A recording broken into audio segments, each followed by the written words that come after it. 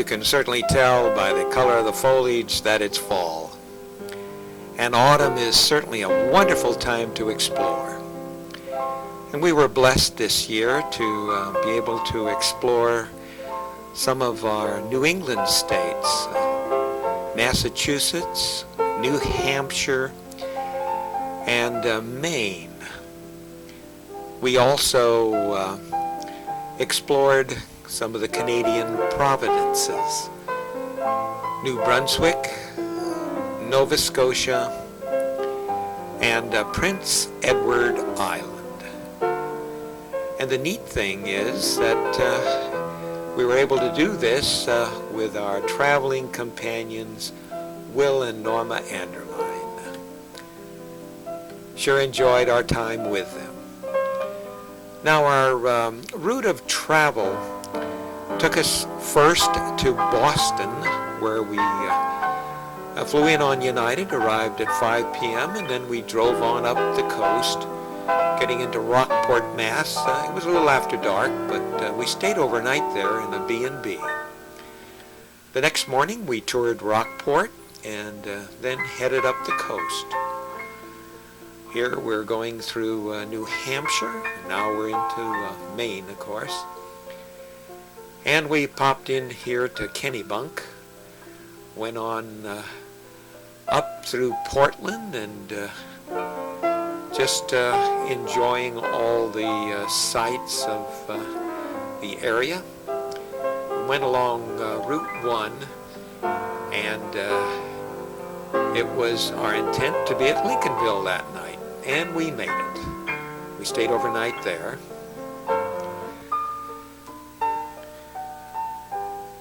Well, the next morning we got up, and it was a nice day, and we headed out to Canada. We did a tour of Acadia National Park there at Bar Harbor, and really enjoyed it. And we went up again along the coast. Today we would be traveling over 200 miles, so it was a pretty good day in the car. Here we are approaching the border between Maine and Canada. We just crossed there at Calais, down through St. George and over to St. Andrews, and we came into St. John, and that's where we were to spend the night. Well, we got up the next morning and got on a ferry and crossed the Bay of Fundy. It was a 3-hour ferry ride and landed at Digby. And then we stopped here at Annapolis to visit historic gardens. They were just so beautiful. Then we continued on up to Wolfville, where we stayed the night at a B&B. The next morning we got up and we did a little backtracking, but we went down 12, which was pretty rough. It was being repaved. Went down through Chester and Mahone Bay down to Lunenburg, where we stayed for 2 nights. And that next morning, first morning that is, we got up and spent the day driving down the coast. That was west. We went down to Shelburne and to Sandy Point. Seen a lighthouse down there. That's almost down to Yarmouth, by the way. Then the following day, of course, was when we were to leave. We left Lunenburg and went on up and stopped at Peggy's Cove. Beautiful there. We just went around and went to Halifax, crossed over to Dartmouth, and ended up at Musquedoboit Harbor. Spent the night there. The next morning, we headed out on a 230-mile drive. Took us along the coast. And we did stop here at Sherbrooke and visited a historical village there. From there, we crossed over into Cape Breton Island, and we went up to Bedeque. We stayed there 2 days. This gave us time for a one-day drive around the Cabot Trail. Just beautiful. And we stopped there at Chitty Camp.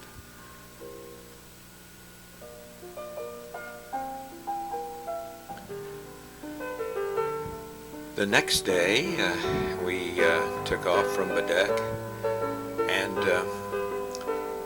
traveled over through Sydney over to Louisburg, a historic park, and it was very, very interesting to see the fortress there. From there, we were heading to Prince Edward Island, and that again was a pretty good driving day, somewhere I would say around 250 miles. We got into Caribou just in time to catch the ferry across over to Prince Edward Island, and we went up to Surrey, stayed the night there. The next morning we just wandered along the coast through Delvey Beach area and Cavendish, and then we said, hey, we better see Charlottetown, so we did. Went back and we stayed the night there at Clinton at the Red Road Country, and from there the next morning we took off and went across the long bridge and over back into the New Brunswick area. And we stopped there at Hopewell Cape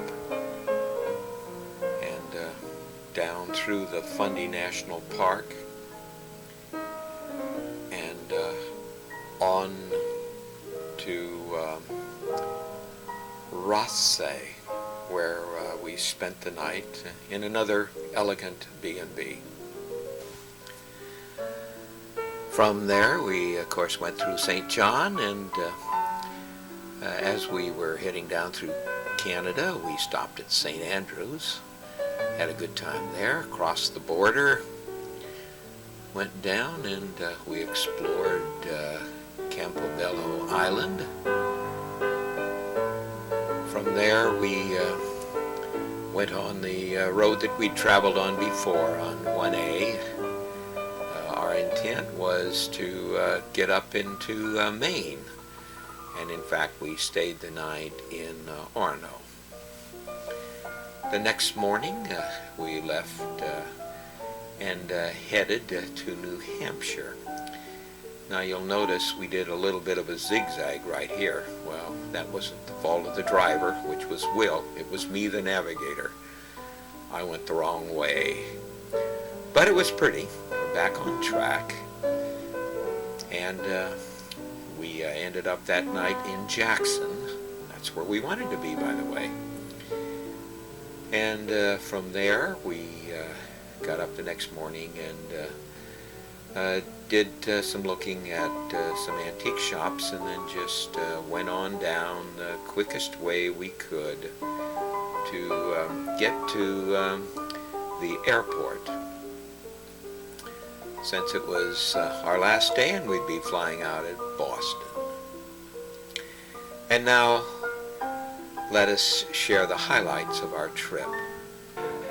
It began Monday morning, September 22nd in San Francisco, where we departed on a United airplane at 9 a.m. Well, here we are aboard the airplane. You can hear the roar of the engines. And we're now on our way into Boston Airport, which of course is Logan Airport. Well, from Logan Airport, we went up to Rockport, Mass. For our first night. Stayed there in a B&B called Linden Tree Inn, which is an 1870 Victorian with 14 rooms in the main house and 4 in the carriage house. And it's located really just a couple of blocks from the village of Rockport. It gets the name Linden Tree Inn because it's named after a stately American linden tree which grows to 120 feet in height and bears small, frequent white or yellow flowers. Now, let's go on in. It's about time for breakfast. See who's in the living room. Oh, hi, Will. It's Tuesday, huh? And here we are in Rockport, and in this B&B. Beautiful, man. That really is. Hi, good morning. Good morning. Yes, you run a real nice establishment here. Thank you. We, Have you? yeah, well, we're sure enjoying ourselves. Right. And there comes Chester. Hello, Chester. Say hi. Hi. Oh, Piazza. Everybody but Piazza, yeah. He hit a ball the other night that was... So we're doing this already? Yes, already. Well, after a delicious breakfast, we went on down to Rockport Harbor and just spent a few minutes admiring the most painted and photographed building in America. That's this fishing shack, which was built in 1884 and actually was purchased by the town in 1945 as a monument to Rockporters in the armed services. Look at this little fishing boat. Would you like to go out in that one? Or that one? Then we went over to see the Seaward Inn. Lois and I had stayed there some 20 years ago, and Jill and Gary were going to be there the following week. Oh boy, we hope it was as good for them as it was for us. This is a view from the front of the inn. And then it was on to Lincolnville, Maine for our next night's stay. And here we stayed at the Glenmore by the Sea.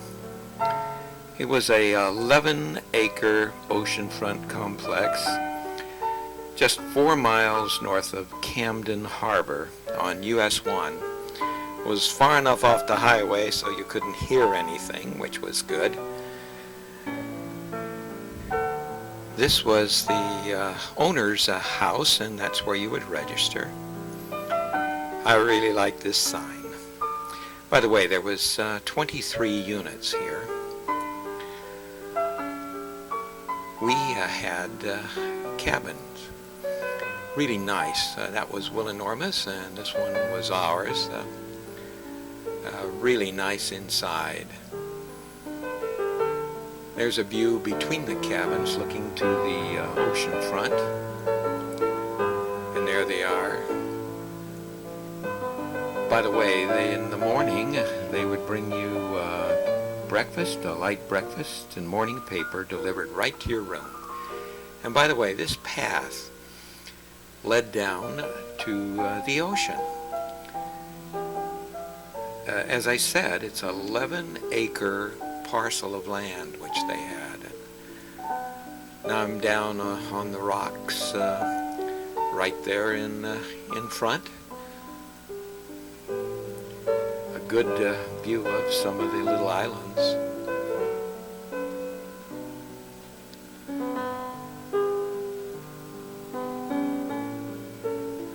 Oh, and what a beautiful day it was, too. And I think it's time we go up to the house and talk to the proprietor, shall we? See what she has to say. Yes, And yes. you're heading north? We're going north, and gee, the day is going to be super, you know? These cameras are great. My brother had a camera focused on me in December when I weighed 25 pounds more than I weigh now. Oh, I boy. think he saved my life. And I said, your lens is so distorted, until I realized everybody around looked normal except for me. So they're great. This was a building. It was only 2 little cottages stuck together. Is that We right? added the second floor this year and put the porch on. And we'll be doing more things, hopefully, in that section you just walked into. We'll probably putting a big porch on it. Maybe put a pub one of these. Everything is just We delightful. appreciate you coming Well, so thank much. you. Well, this was the sitting room there at Glenmore. Well, from there, we were heading up to Canada, but we had time enough to enjoy ourselves at Acadia National Park, where we took the tour as shown here. Went to, of course, Baugh Harbor. It's really Bar Harbor, but they all call it Baugh. We're on Sand Beach. That's what you said it was called? That's right. So let's, it is beautiful.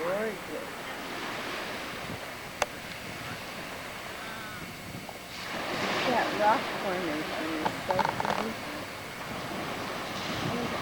pretty. Up above it said Well, you could hear the soothing sounds of the surf there, couldn't you? At Sand Beach. And look at those rocks. How gorgeous. Acadia National Park is somewhat unusual because it was neither carved out of public funds nor bought with public funds. It was envisioned and donated through the efforts of private citizens. Many people loved that area, and Maine residents and summer visitors alike donated their time and resources to preserve Acadia's beauty. Well, here's a neat private home in the park. They've given easements so people can get on paths around their park. Now we're up at Cadillac Mountain. It's the highest point, 1,530 feet. And boy, is it windy up there. Beautiful view, though. And by the way, John D. Rockefeller Jr. also played a critical role in the park. He built the carriage roads and gave more than 11,000 acres, about 1/3 of the park's area, to what became known as Acadia National Park. Well, as you can see, there's lots of gulls there and lots of sea life. Beautiful place.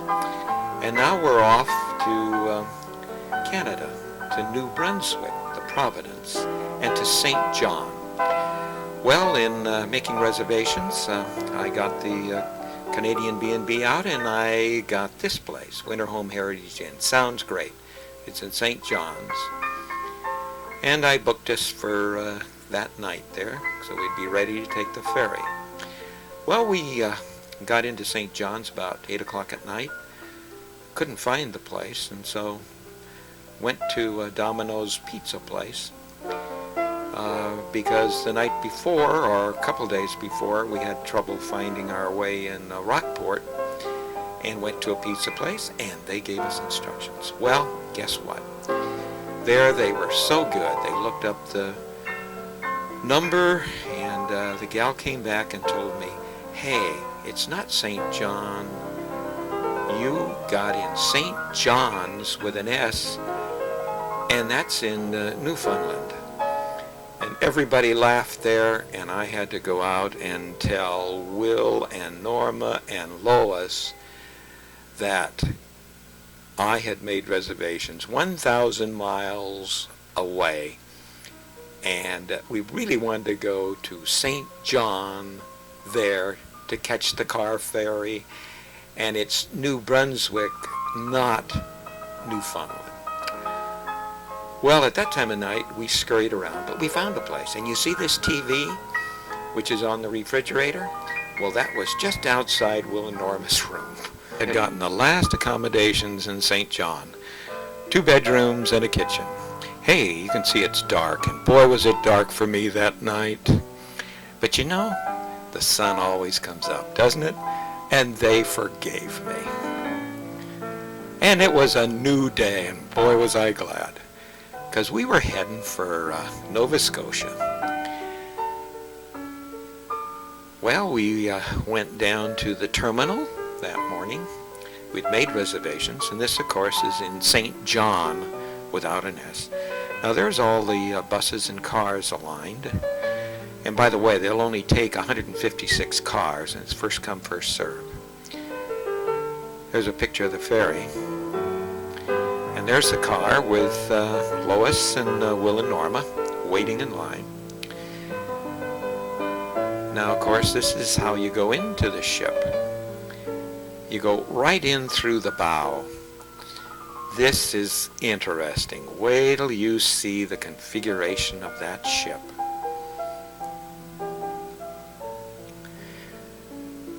See, the bow is hinged. I sure hope they have a watertight seal.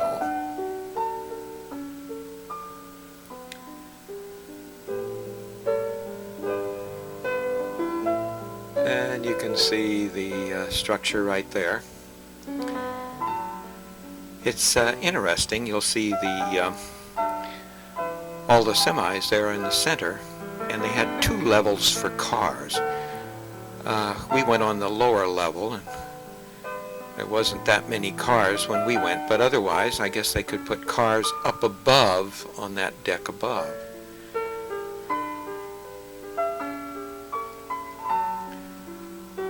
It cost us $89.50 for this ferry ride, which took 3 hours.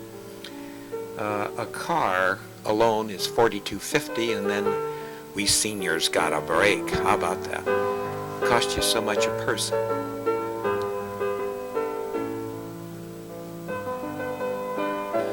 Now you can see the bow of the ship coming down. We're getting ready to leave St. John.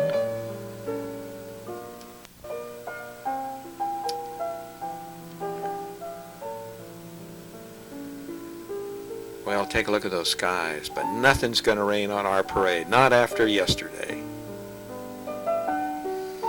And here we are. We're getting ready to leave the port. So we say goodbye to St. John. Hope we don't have to use this.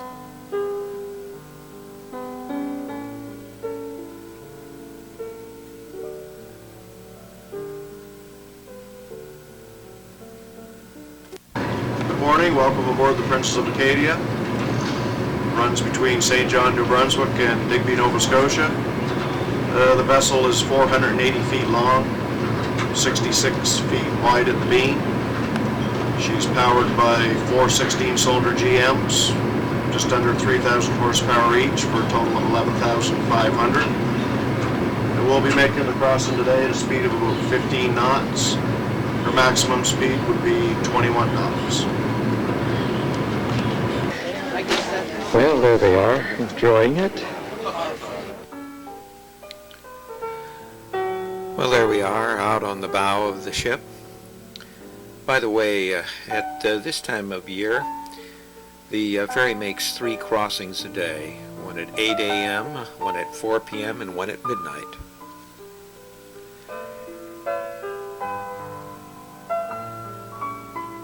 Now, the province of Nova Scotia is composed of the peninsula of Nova Scotia and adjoining Cape Breton Island. Together they total 21,000 square miles. By the way, this is the Digby ferry terminal, and the ship docks so that the cars go off then the stern of the ship.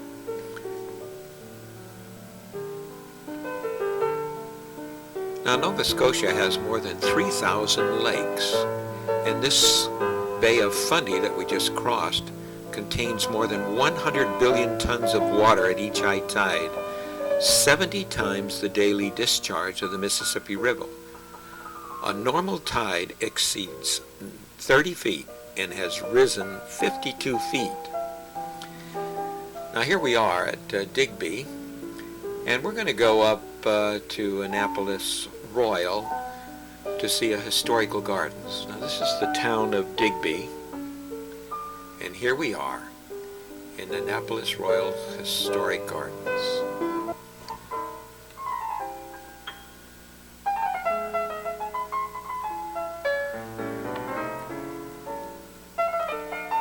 Norma, Lois, Will, and I, we just wandered around the gardens for, I'd say maybe 2 hours, enjoying the beauty.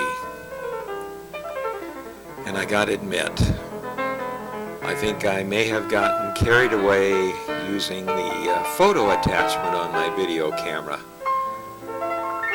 I just couldn't get over God's beauty there in that park. Actually, the gardens encompass 10 acres. And it was established in 1981 to illustrate the history of gardening in the area through these various theme gardens. They had a bunch of collections and displays also.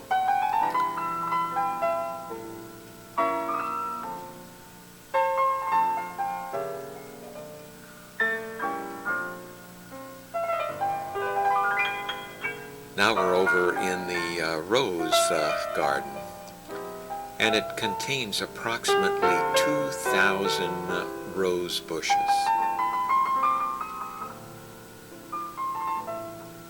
It was interesting, in a little brochure they had, indicated that roses had been cultivated for about 4,000 years. They were hanging in gardens of Babylon and were popular with the Egyptian, Persians, Greeks, Romans, and Chinese. And during the Middle Ages, they said they were grown for their medicinal qualities.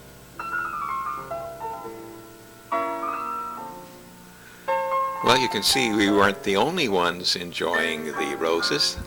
There's a bee down there inside those petals.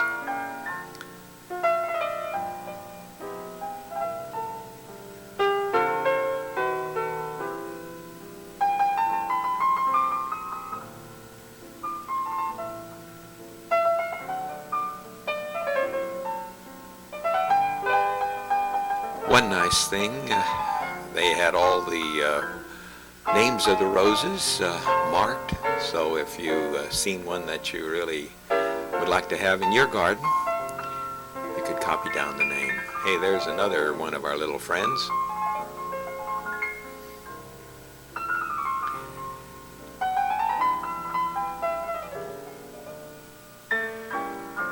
And from the rose garden, we went over to what was called an innovative garden that demonstrated what you could do with vegetables. And that, by the way, that Lois is looking at is a big red cabbage. And take a look at that pumpkin. That is a king-size one, all ready for Halloween, I guess.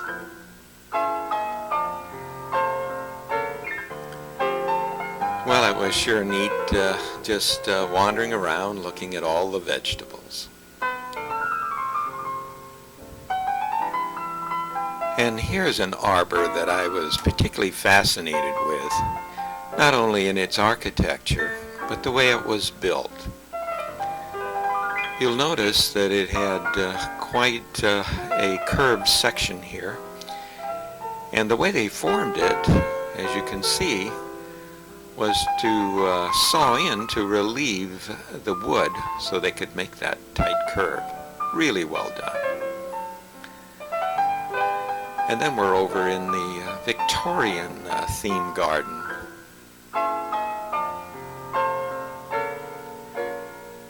We noticed as we walked around a number of staff working there on the gardens.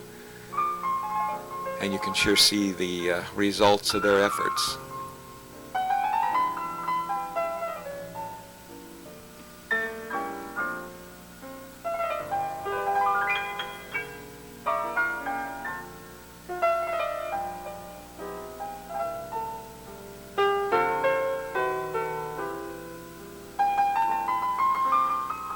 Well, it's about time to leave the gardens and head over to Wolfville, where we'll be spending the night at the Blomidon Inn,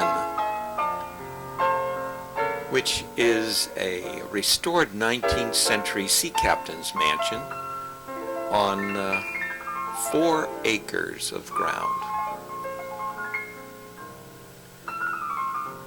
let's go see our room, shall we? We were on the second floor, and you'll notice the rooms aren't given numbers. They each of them have names. Lois is welcoming us in here.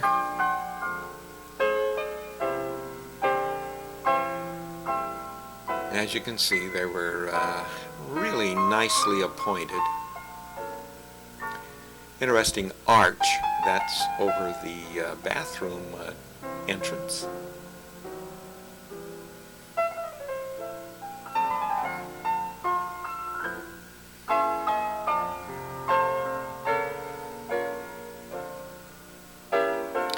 Well, let's go across the hall and see Will and Norma. Like your room. Oh, we like our room. We'll come in and see you. Come see ours, but our door wants to close. Okay. Their room was also nicely appointed. Hi there, Will. Hi there, George. Okay. He looks all relaxed, doesn't he? And here's one of the sitting rooms. It's called the Blue Room. Right across the hall is the Red Room, another sitting room. By the way, much of the interior detail work dates back to the 1870s.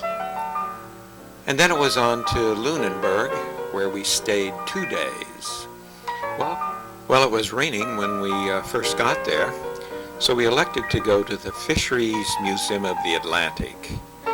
And this ship here, which is the last of Lunenburg's dory schooners, was available to go in. And hey, by the way, that's codfish there on salt. There's the engine room. Wheelhouse, of course. It's the flagship there. Now we also went on this Cape Sable, which was built in 1962 and is a steel-hulled side trawler. They were the next stage in evolution of the fisheries, after schooners like the Connor, which we had been on previously. That's where the crew sleeps, of course.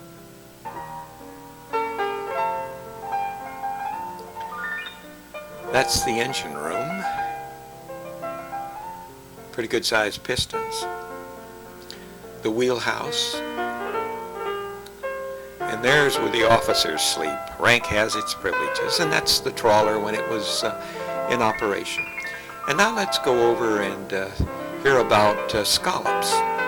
White that's sort of stretching between the two shells is the mussel. But that you he eat. opened up. So you got two. And the black that's in behind Yeah. here, that's the liver. Knows he's being photographed. Yeah. So I don't really know if we should classify a scallop as a molluscan, meaning like a clam or a mussel or an oyster, or do we classify it as a shellfish? Because it sort of falls in between the two. Then we learned about lobster traps. And you salt herring and salt mackerel, and that's called the kitchen, because that's where the food is, eh? Puts them in. And this part back here is called the parlor or the bedroom. You're going to close your door, and button her up good, and if the seal's around, you can have a seal button on the other end. See the button up here?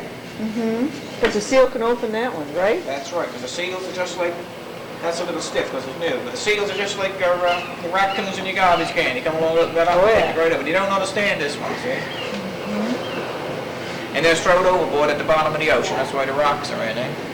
And the lobster smells the bait, and he crawls and tail first backwards like this. And then he drops off. And this is why it works, because once he drops off, you get the net going in, see? Now you can do three things at one time. You can jump in the air, shoot out through the hole, and cross the paws on the way over, right? So he finds it difficult to do, eh? Because the string's getting his way, see? I see. That's why you don't know some tight, you hear him dangling like that, eh? So he tries to escape and nibbling at the bait going up this net. The easy way out, he thinks it is, eh? And at the top there's a swinging door here, can you see it? No. Yes. See it, the net, the way it's made? Then he goes in there and drops right off. He's at it. Back there he can't get out, but sometimes the little ones will jump out through the holes. And on a good day, he did 1, 2, 3, or 4. And the most he ever seen in one trap was 12. Wow. Must have had good bait. Then upstairs in the museum was the Fisherman's Memorial Room, which honors local fishermen and vessels lost at sea. It was particularly heart-wrenching to see the numbers of men in the same family that were lost at sea. Tragic. It showed how perilous it was to be on those dories. Then from the museum we went on out to Blue Rocks, which is about a mile from Lunenburg. A very serene, picturesque area. At the Visitors Center, we were told that this area has been called a second Peggy's Cove. There's been a movie or two shot in this area. So serene.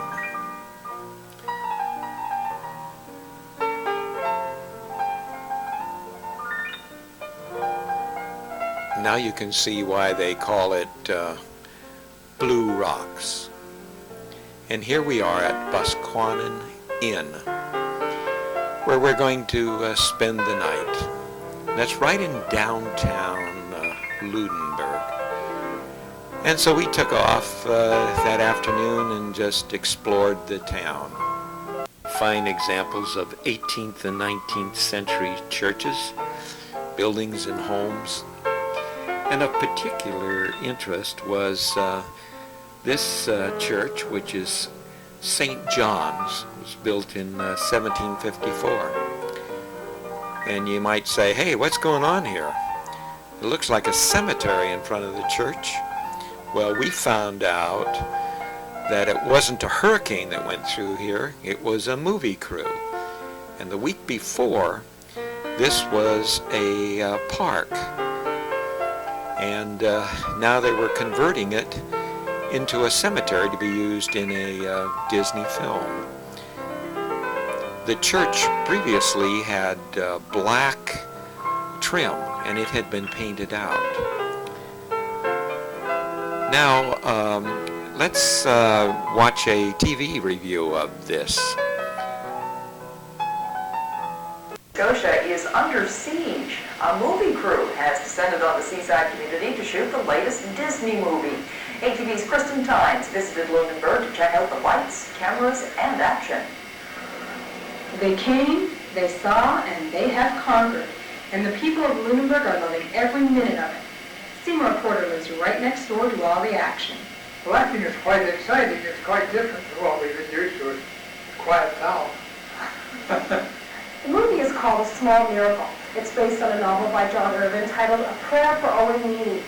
Lunenburg is supposed to be a small New England town in 1964, and Disney is doing everything in its power to make it look authentic. St. John's Anglican Church here, which is a very historic building in the center of the town. The front of the church has been recreated now into a complete cemetery, and none of these stones here, with one exception, are normally in that square. The movie stars Ashley Judd and David Strathairn, who has already shot one movie in Nova Scotia, 1994's Dolores Claiborne. Ashley Judd has already left Nova Scotia, but residents are still stargazing. I've seen the young boy from Jurassic Park, but I have not put my eyes on the main actress yet. I'm not even sure of her name, because they had Sandra Bullock first, but I think they've changed. And but I'm interested to see different ones, and I think it's terrific. The film crew has not only injected some excitement into the town, it's also injected some business. For one thing, at a time when tourism is declining, a lot of the local establishments will have crew members staying there for a period of up to 2 weeks. A lot of the local businesses have sold products for use in the movie. A lot of local people, be they security or carpenters, painters, technicians, and others, as well as the extras, the citizens who can get involved in this, have found a little outlet and a few extra dollars as a result of that. No one from Disney was available to talk to us, but Mayor Mawhinney says Disney has made a $3,000 donation to the town of Lunenburg as a way of saying thanks. A Small Miracle is due at theaters sometime next year. In Lunenburg, Kristen Tynes, ATV News. Well, there's the drugstore that was being done over so that it had a real good old-fashioned soda fountain. Well, the next day we got up and we drove down the coast. We got down to Shelburne, which is really pretty close to the tip of Nova Scotia. There's Yarmouth. And we went out to Sandy Cove to see the lighthouse there. And they say when the tide is out, you can actually just walk right up to the lighthouse.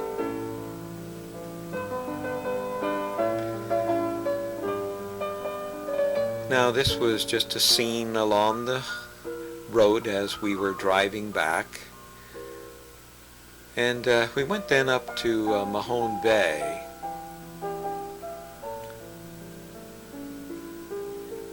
I really like that sign. Now it's famous for the 3 churches that you see there. Very spectacular view as you come into the town. This was a restaurant there that was recommended to us to eat. Had a beautiful view. See the hanging baskets, and of course it was pumpkin time back there. This is the harbor. It's really a quaint seacoast village. It offers a lot of crafts and antique shops and a picturesque shoreline. This was really a neat market.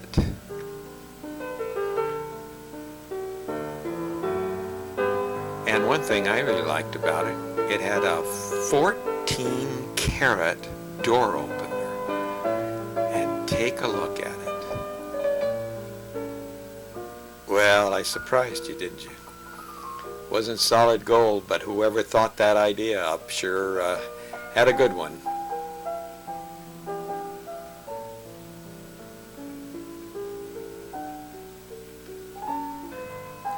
The town was settled in 1754 and now has a population of 1,100. Such beautiful produce.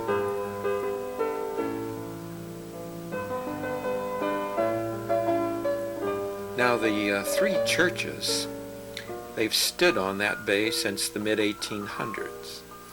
This is a St. James Anglican Church, painted a different color. And this is St. John's Lutheran Church. And this is Trinity United Church. Well, now it's back to our B&B and get ready for breakfast the next morning. Are you still eating? Good morning. Good morning. A beautiful day we have this morning. It is. It's going to be a great day, too, isn't it? Mm-hmm. On our way to Halifax. As you can see, I'm not very hungry. It's going to be even funnier when you get home because I've got one of these cloths on my head. This is our waitress. She has been so neat, you know. We've never really seen her face, but we know behind that is something beautiful. Yes. Going to Halifax? It's going to be great. We're going to come back next year? The year after. Sometime. Yeah, right. We hope to. Yeah. Have a good trip. Well, thank you again. Thank you for all your... Well, with that send-off from Katie, we took one last look at the drugstore to see if they made any other changes. Went through Mahone Bay and had to stop and take another look at the 3 churches. And then we went on up to Chester, which is a very pretty area. A nice little town and beautiful coves.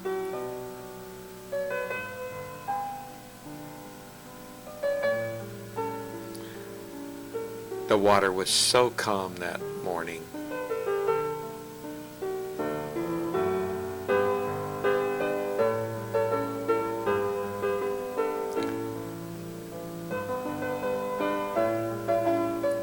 This was in front of the yacht club.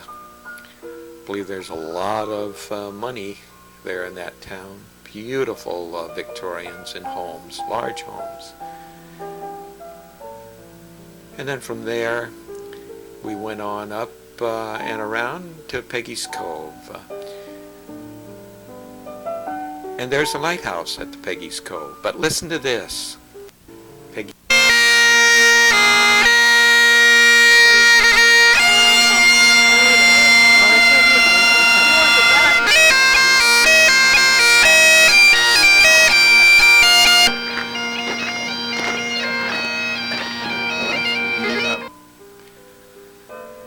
Well, the building in the background there is the visitor center, restaurant, etc.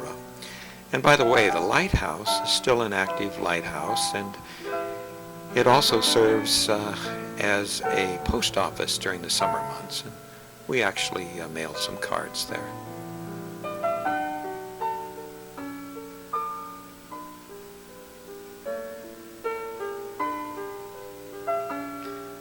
Well, you can see why the cove is well known among artists and photographers. Such beauty.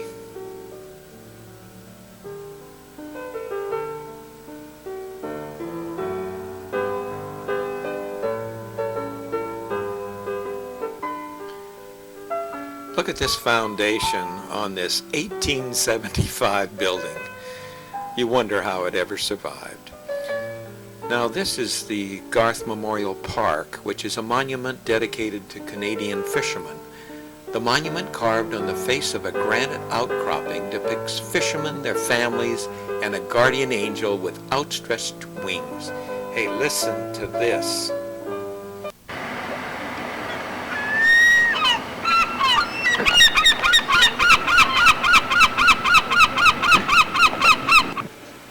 Well, with that send-off, we went to Halifax, to the Citadel National Historic Site.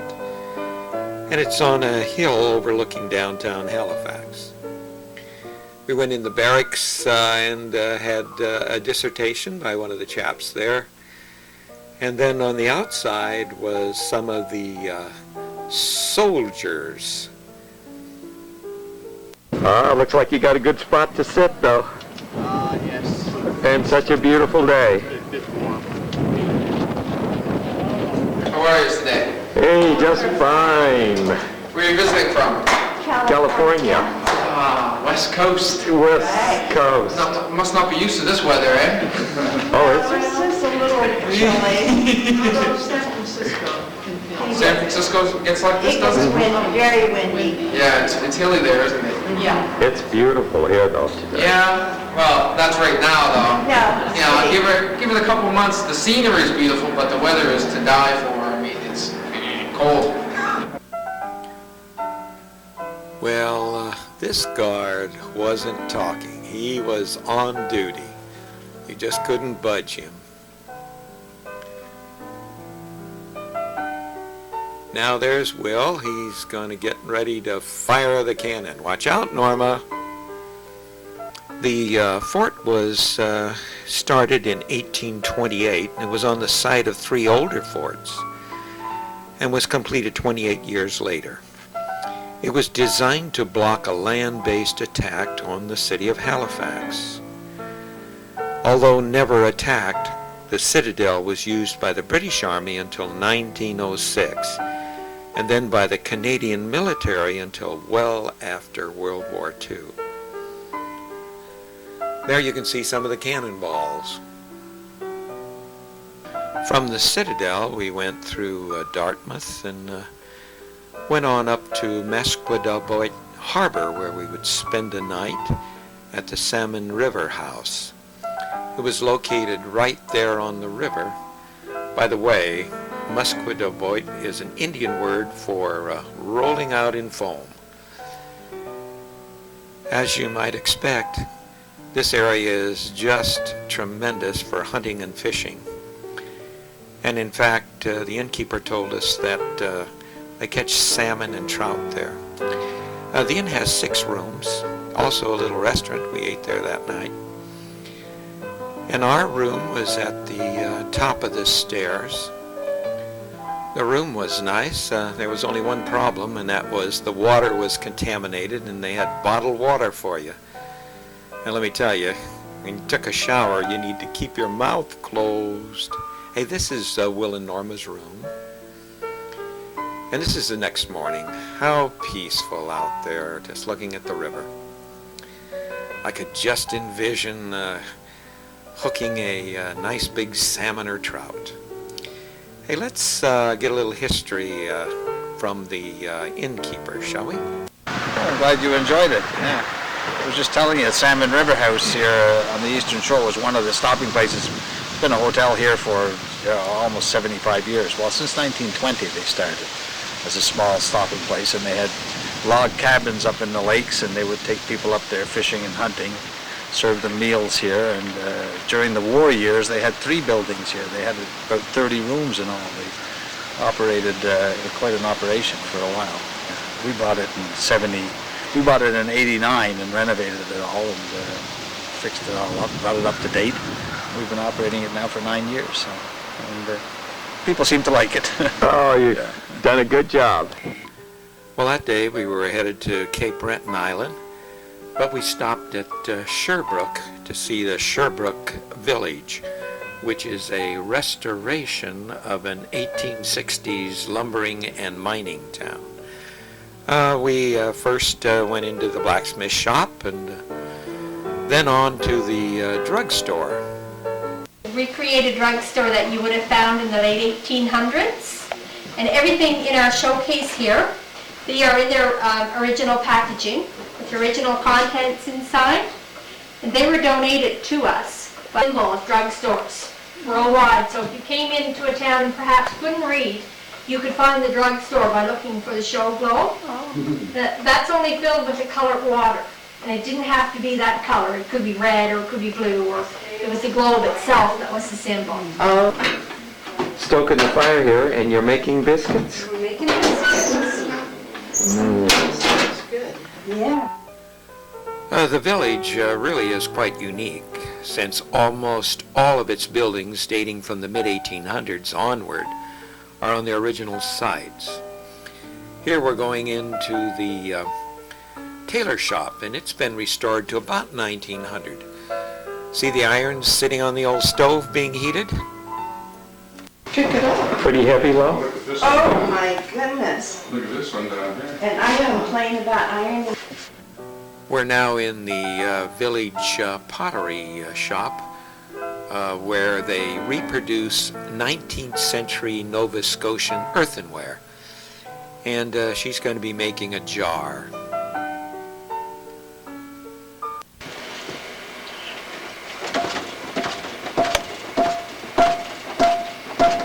They can see our feet going.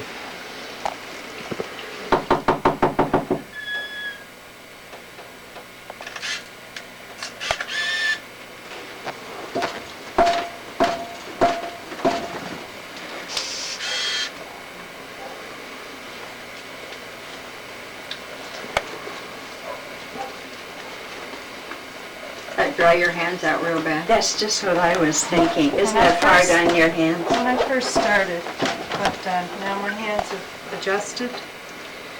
So only once in a while I have to. Usually when the air gets cold, like changing air temperature. Uh-huh. And I have to put a little hand cream on at night, but you can't wear it. It has some amount of interest in it. And a good teacher really helps too.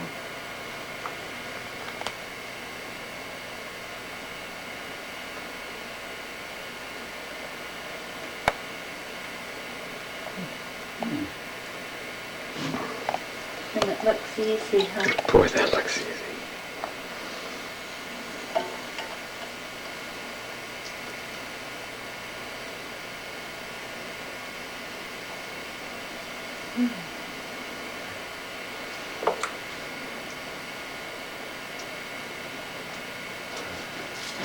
Then it was on to the general store, which has been restored as a typical store of the 1870s. Businessman. Oh, look. Yeah. Anything that you wanted or needed could be bought here, and if not, they could probably get it in for you. The counters in this store date back to the 1860s. They're original to the store. And there's a photo there in front of the coffee grinder of what What did everything? That's incredible prices, huh? Yeah. I can afford it. Hi there. Hi. Well, it started to rain, and we went into the wood turner and chairmaker's shop, which is a working example of what such a Nova Scotian shop might have been like during the period 1850 to the 1900s. It was really nice and cozy in there, a nice fire going. And then we went to visit the St. James, believe it? St. James Presbyterian Church.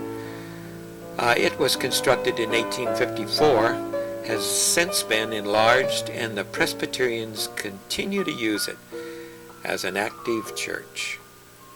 Then it was over to the Temperance Hall, which was built in 1892, and following the decline of the temperance movement, it was used as an elementary school, and right across the street was another school.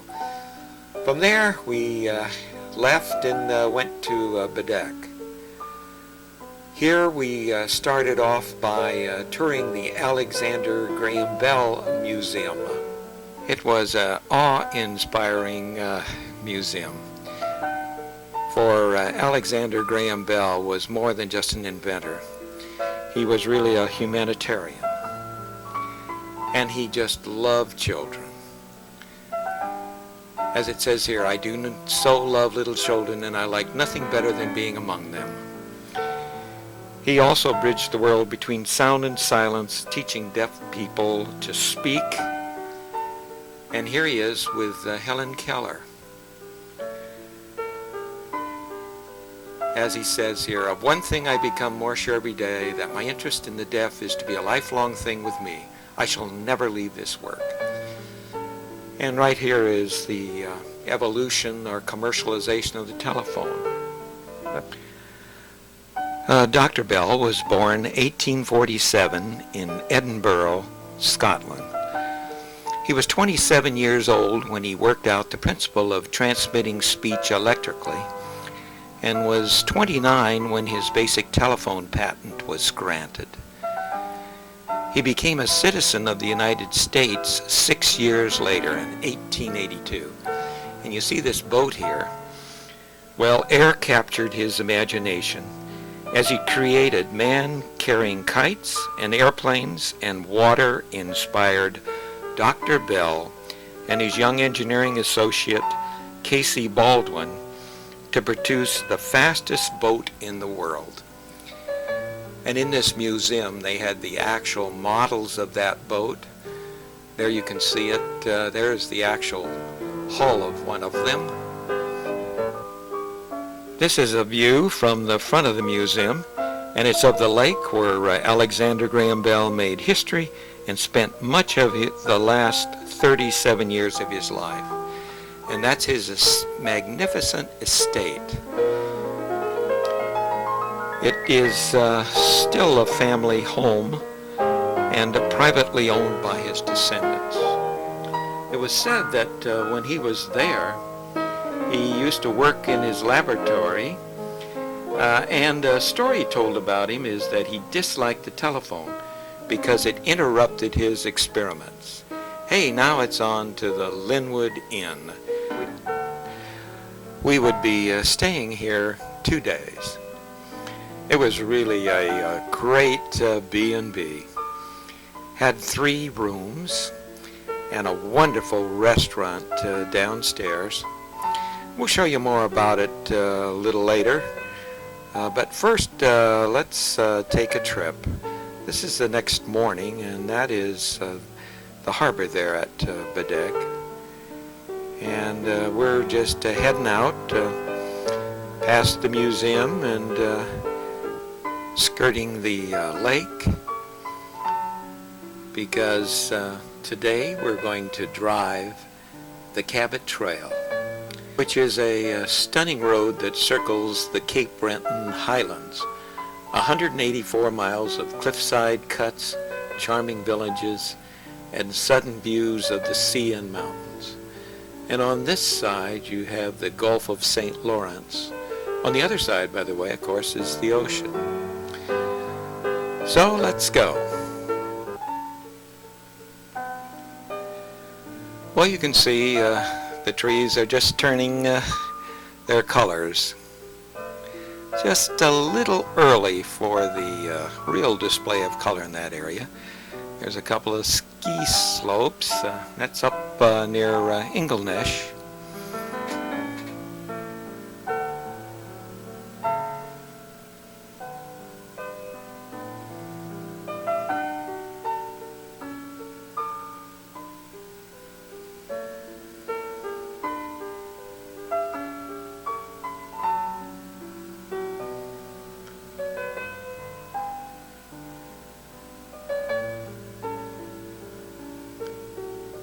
Well, now we're at Lakey's Head, and we're right in the midst of Cape Breton Highlands National Park.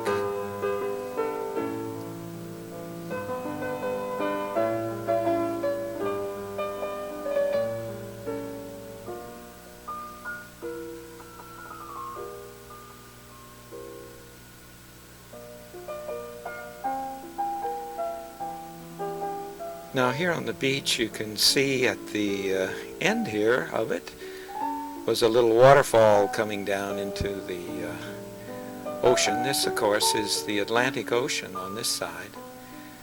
And I was just taken by this rock formations. Never seen anything like it.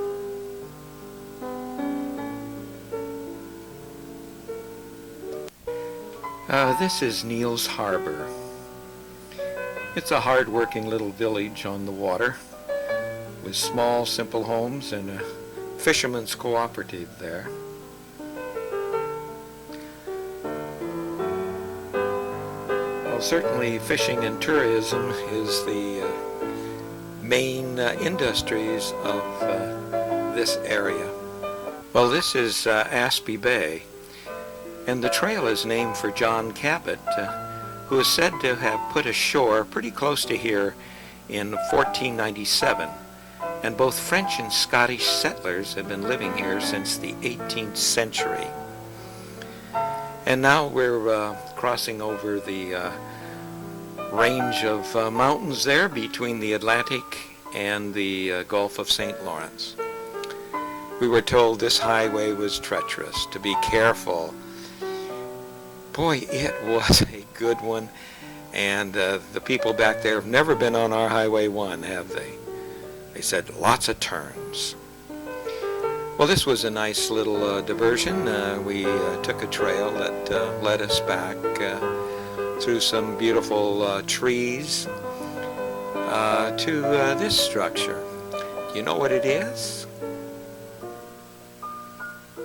Aha! Bah!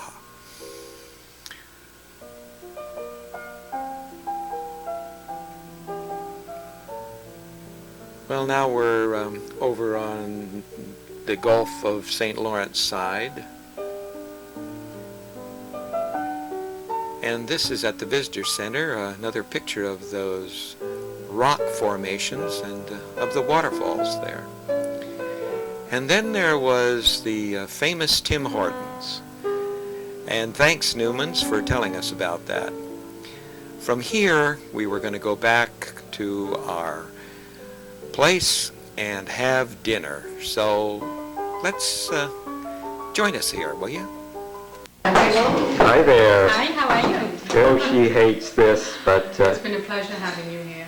And I wish you good luck in all you do. well, thank you, and we appreciate all the good service and how good you've been to us. So. You're welcome. Bye-bye. That's good now.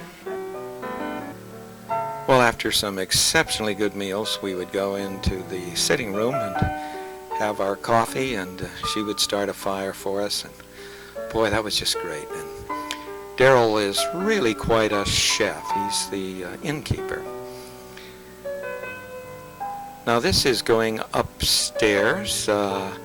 As I said, there's 3 rooms, And this is Will and Norma's room. Both of our rooms face the front, and I can attest to the fact that it was really quiet there from traffic, but oh boy, what thunder and lightning we had at night. It was okay in the daytime. That's our room, by the way. You can see Lois there. She's rocking in the chair and wondering when I'm going to get through videotaping. She's a patient gal. Now this is the where we heard about the Ludenberg news about the church. Hey, let's go talk to our innkeeper.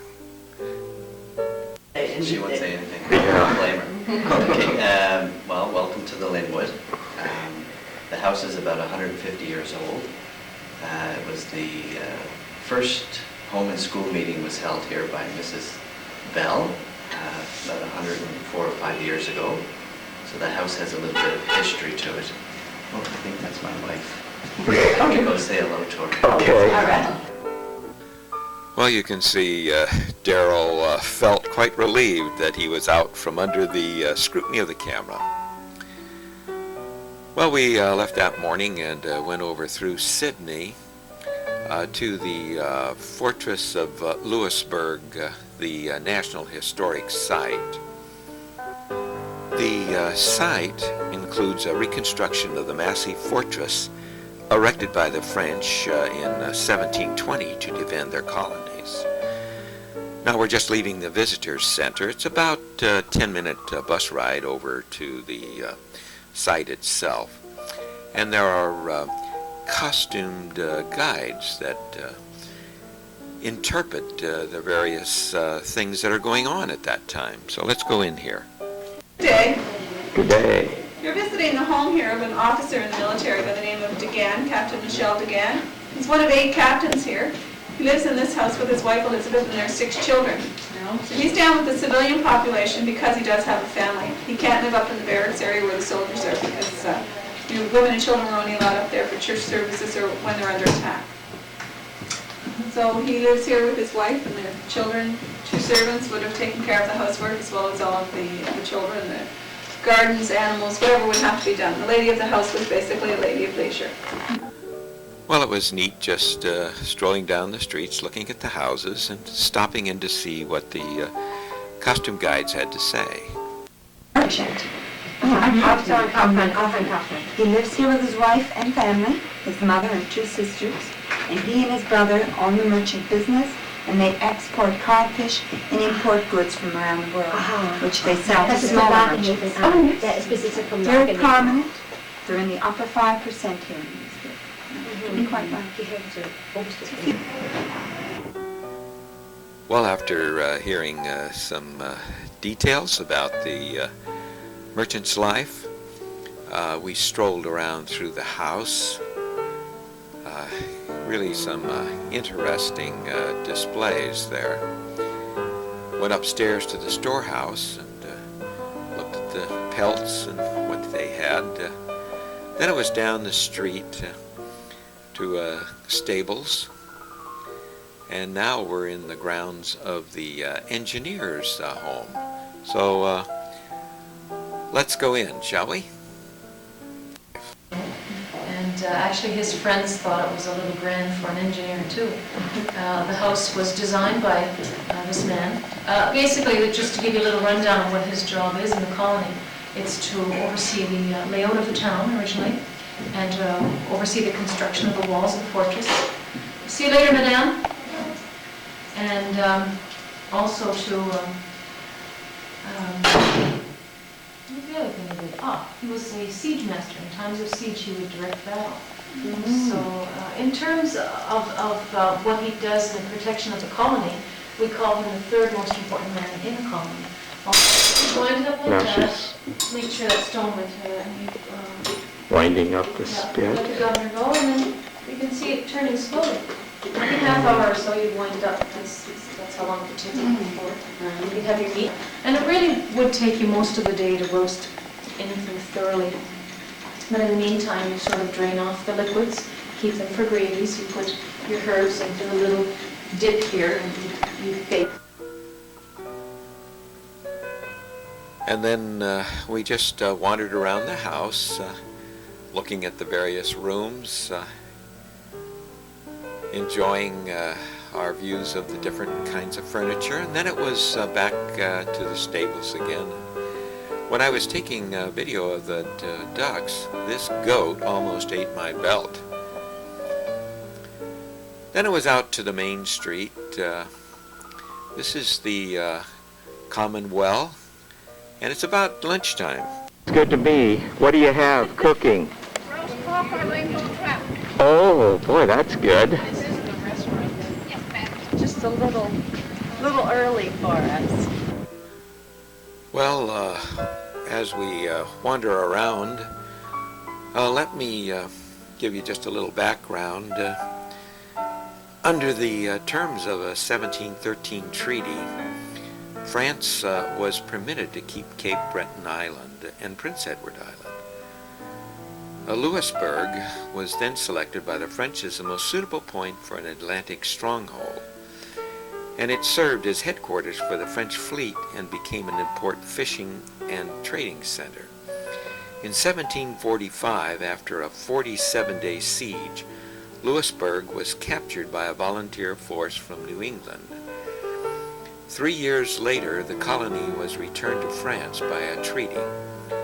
After being twice blockaded by the British fleets during the 7 Years' War, Louisbourg was once again captured in 1758. By the way, this is the chapel in the governor's mansion area. In 1760, these fortifications were demolished on orders from the British Prime Minister. And today, about 1/4 of the colonial Louisbourg has been reconstructed to its 1744 appearance. This, by the way, was taken looking at the shore just opposite the fort. This is the governor's quarters. Again, you can see that rank has its privileges.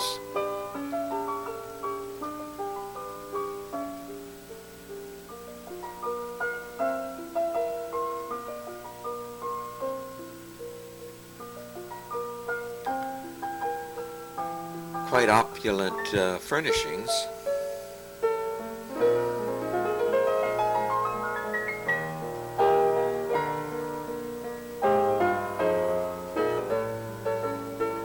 Well, from there, we drove over to Caribou to catch the ferry. We were hoping to get the 4:30 ferry from Caribou over to Prince Edward Island. And we did. As you can see, we had just gotten there, and by gosh, the ferry was coming in. So we didn't have a long wait. Lots of cars and trucks.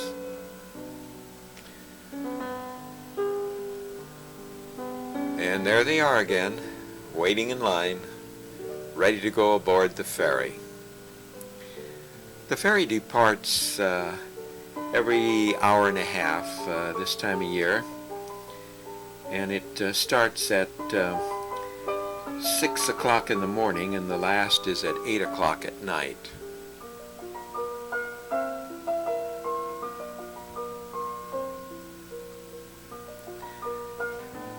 And here we are leaving Caribou. By the way, the trip takes about an hour and 15 minutes from Nova Scotia over to Prince Edward Island. And the fare is based on a round trip. Cars are $30.50 and seniors $8 1/4 per head.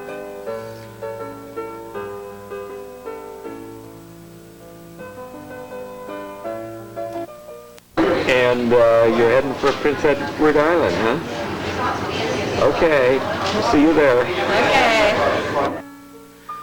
Well, that's the ferry going the other way from Prince Edward Island over to Nova Scotia.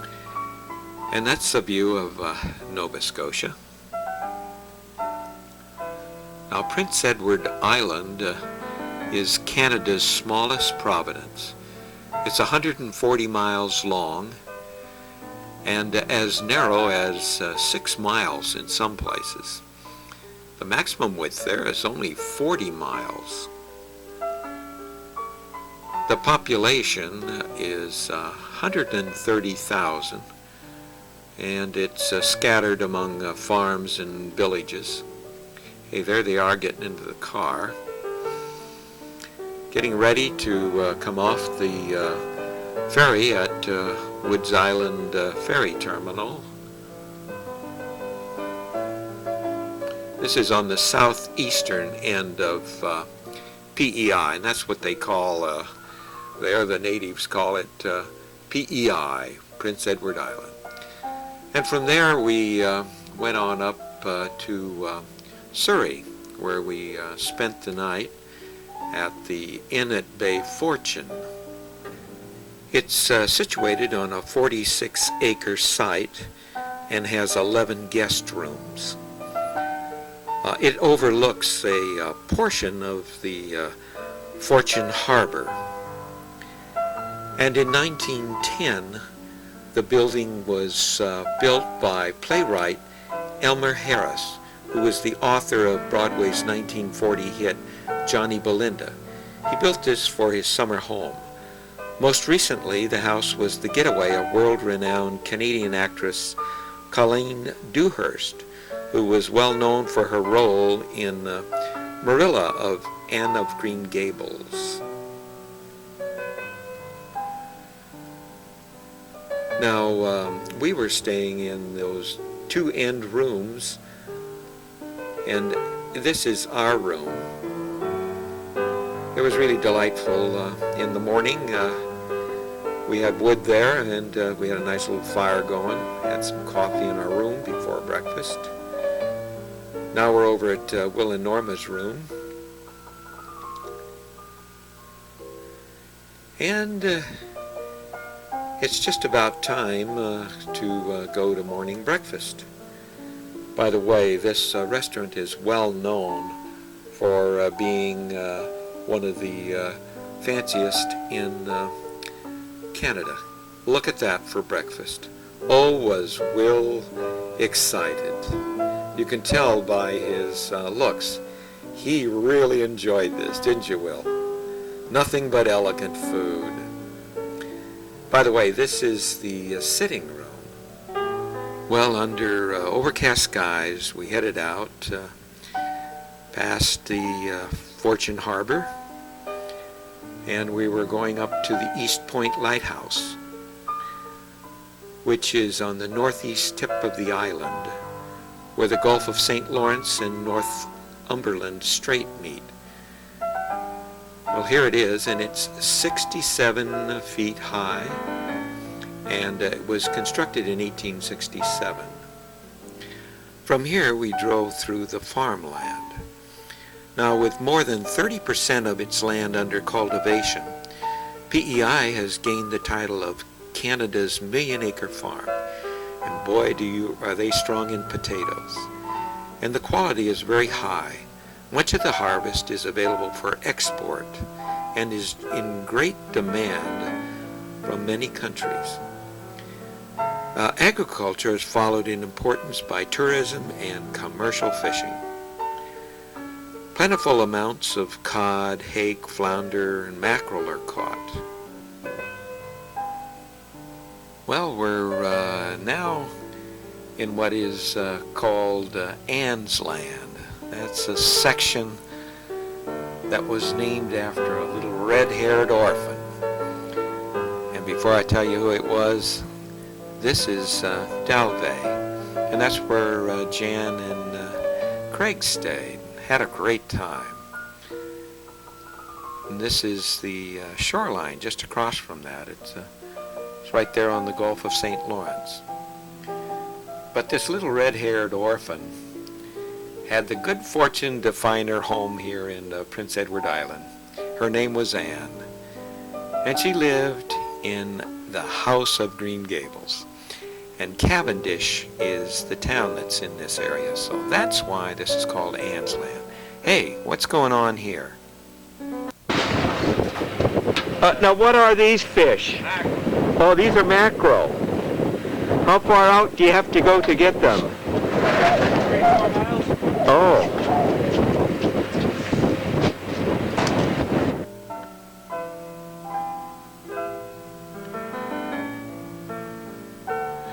Well, there's Dalby Beach, and now we're going on down to Cavendish.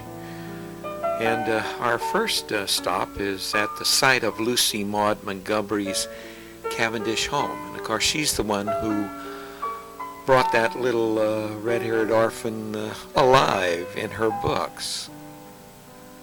Clara McNeil, who had married Montgomery, and they lived in the little house which is 9 miles west of here in New London, and that's where Lucy Maud Montgomery was born. But her mother, when the baby was very young, took tuberculosis. So the two of them were brought home to her own mother, to Cavendish, to be looked after. But Clara died. She was only 23. She's buried in our Cavendish cemetery.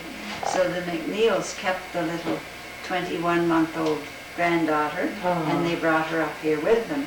Now we have in our brochure and over here on the wall a picture of the old home. Now that's the way it used to be. This was the farmhouse where she lived with her grandparents. These are their barns. There aren't any buildings left. The bookstore is built here. The barns would have gone right along in front of this path here. And the stone cellar site of the old farmhouse is down there beyond where the garden is underneath. Well, there were placards like this around the site with quotes from the author's journal, and they help interpret Lucy Maud Montgomery's life as she lived it here.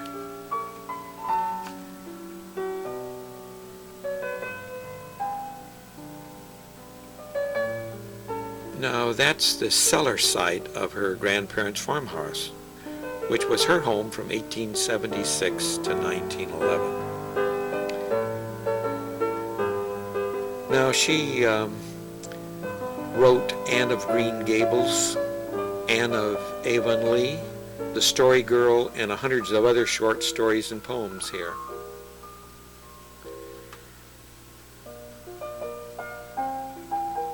There's the old lane.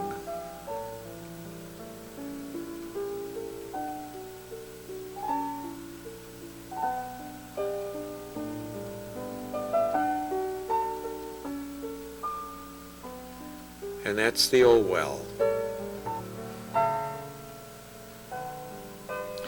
Well, this is a Prince Edward Island's license plate. And as you can see, even has Anne of Green Gables on it.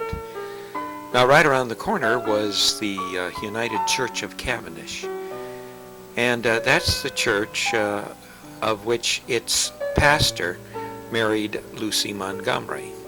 Then went over to Prince Edward Island's National Park, where this house, Green Gables, and the grounds are based upon the descriptions in her books. And now to a video they presented there. Her imagination and her independent spirit soon endear her to everyone. She becomes as much a part of the island as its red earth and sea air. Although just a creation of her imagination, Anne seems so real that even her creator hesitated to say she was only imaginary. When I'm asked if Anne herself is a real person, I always answer no, with an odd reluctance and an uncomfortable feeling of not telling the truth. For she is, and always has been, from the moment I first thought of her, so real to me that I feel I'm doing violence to something when I deny her existence anywhere save in dreamland.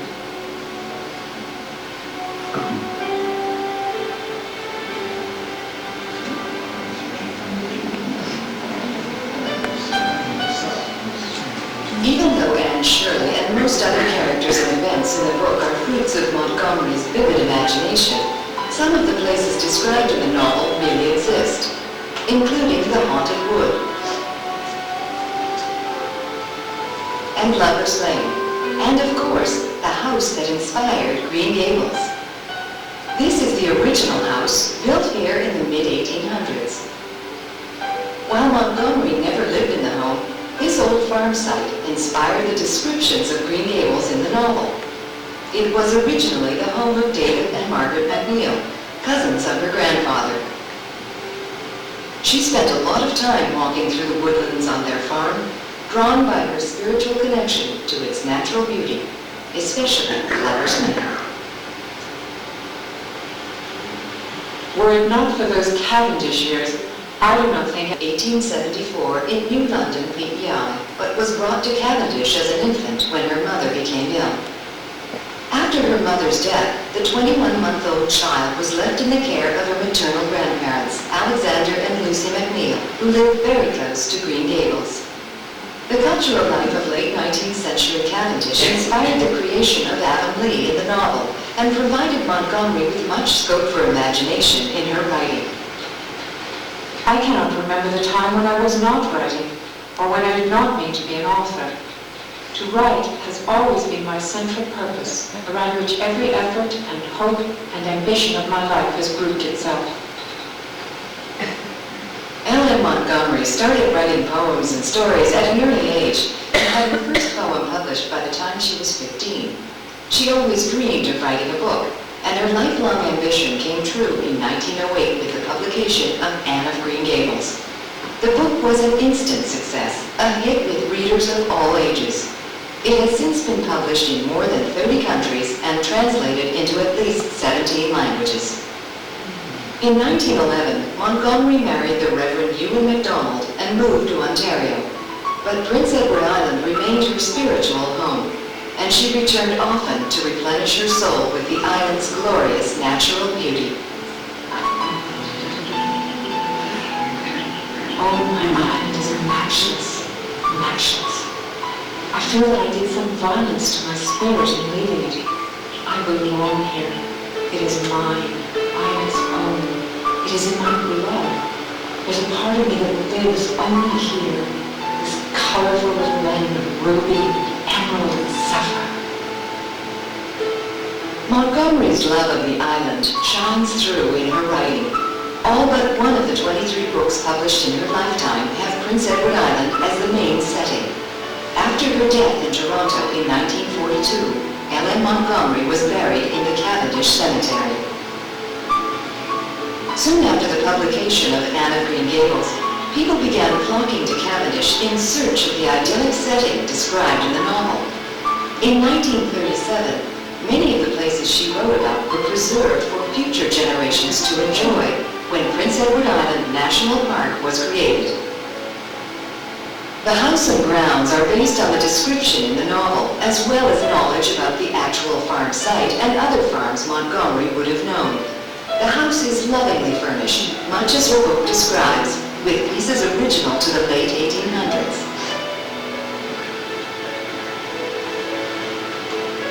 L.M. Montgomery received many awards for her writing.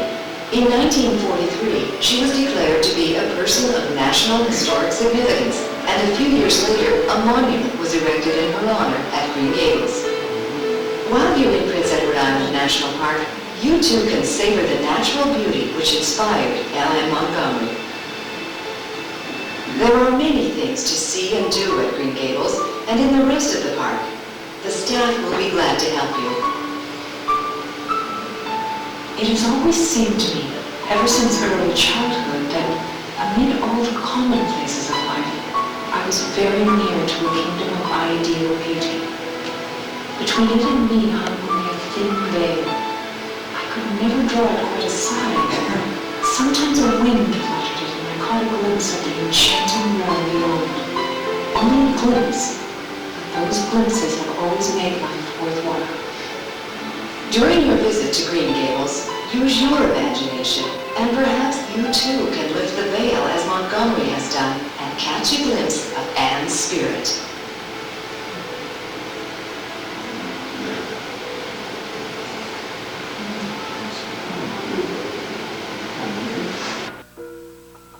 after that video,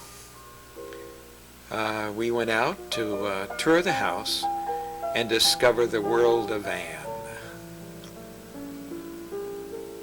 There it is. Hi, Holly and Rebecca. Wish you were here to see Anne at Green Gables house. We're enjoying seeing it. Yeah. It's a neat place. Well, now let's take a tour of the House of Green Gables. And this is especially for you, Holly and Rebecca. That's the living room, of course.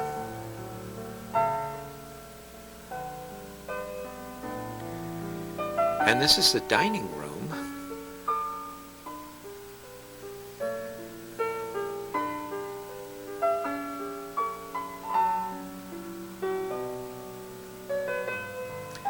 Do you recognize some of this, Holly and Rebecca? This was a downstairs bedroom.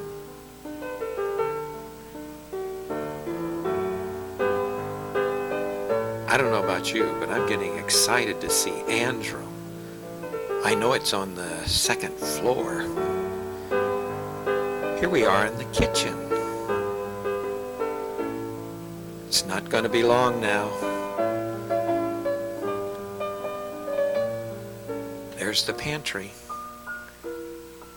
Hey, let's go up the stairs. Let me ask, where is Anne's room? Sleeps at the top here? Anne's room. It's right at the top of the stairs on the left. Okay, thank you. You're welcome. Well, there it is, Rebecca and Holly. Hey, look, you can even see her clothes. And that's the window over there. Ah, her closet. Oh, hey, there's her shoes.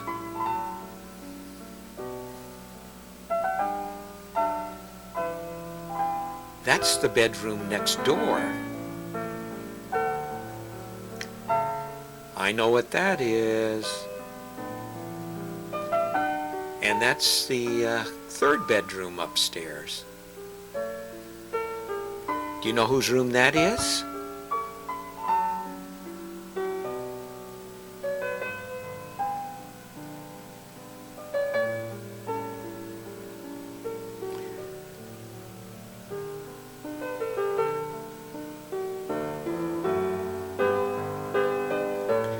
Well, there's another view of Anne's room. That's taken from across the hall.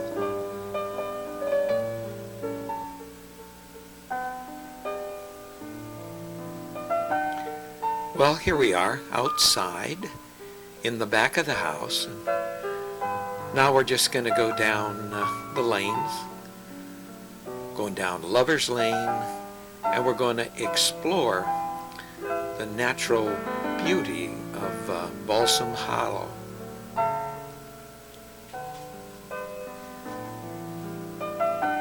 Do you remember what happened on this bridge? Well, Rebecca and Holly, sure hope you've enjoyed this. And now it's time we have to get to where we're going to be staying that night. And that is the Red Road Country Inn in Clinton. And here we are. Now for just a brief history. Tom and Priscilla Petrosky and family immigrated here from New Hampshire in the fall of 1989, when this very spot was just a grassy field. The following winter, Tom designed and built their home with a view to retain the original architecture of the island.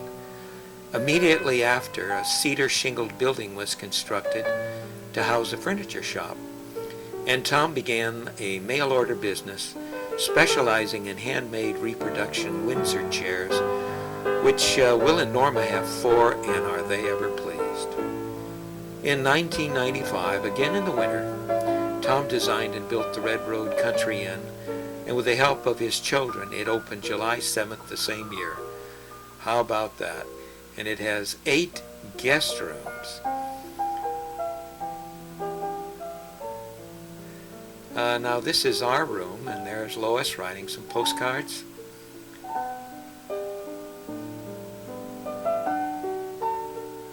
And this is Will and Norma's room. By the way, all the furnishings except the sofa and wicker were made right there. And there's one of their Windsor chairs. Look at that rainbow. Oh, it was just beautiful sitting in their sitting room and looking out. Yes, I did. Was it still in the water? Mm-hmm.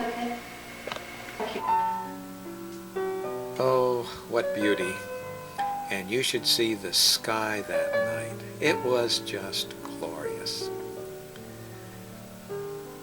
Well, the next morning we woke up and Priscilla had some fresh baked bread and really put a spread out for us. And then we went over to visit the furniture factory.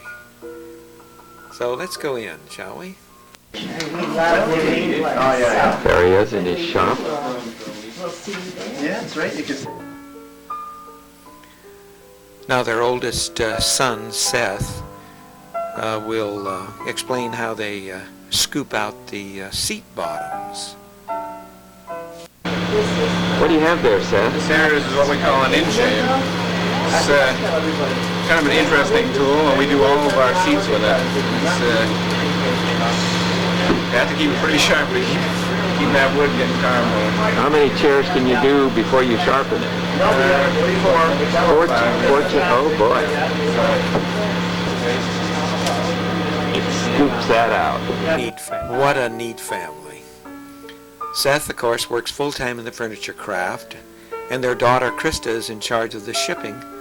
Priscilla, who is Tom's wife, is the glue of the operation, serving as secretary, receptionist, innkeeper, cook, and mother of 5. Here she is. Boy, have we enjoyed our stay here. Well, we're really glad you came. It's really neat to have a chair customer come. Yeah, it's Especially. And we had a good time looking through the shop, and we. Did you film Tom? Yes. In the shop? Yes. Yeah. That's pretty neat. Yeah, and along with that, we mentioned how wonderful your beds were, and he said he wished his was as good. That's right. We should have been able to buy at least one for the house, right? Yeah. Well, again, thank you so much for a wonderful time. Well, thank you for coming. Well, believe me, we hated to leave Prince Edward Island, but we had to. We crossed the Confederation Bridge into New Brunswick, Providence, and went down to Hopewell Cape. So now let's pick up from the bridge point. Here we are at the toll booth. As I said, you only pay one way, either going on or off the island. This bridge is really one of the most important construction projects in modern Canadian history. And it is 13 kilometers or about 8 miles long, and it's the longest continuous span bridge in the Western Hemisphere.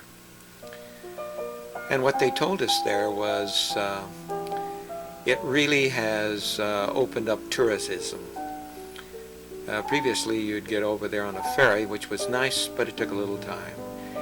Well, our first stop of the day was at Hopewell Cape to see the Hopewell Rocks. And the reason the tide table is shown here is that this is the place that you can experience the world's highest tides. And it's caused by water flowing into and out of the Bay of Fundy twice daily.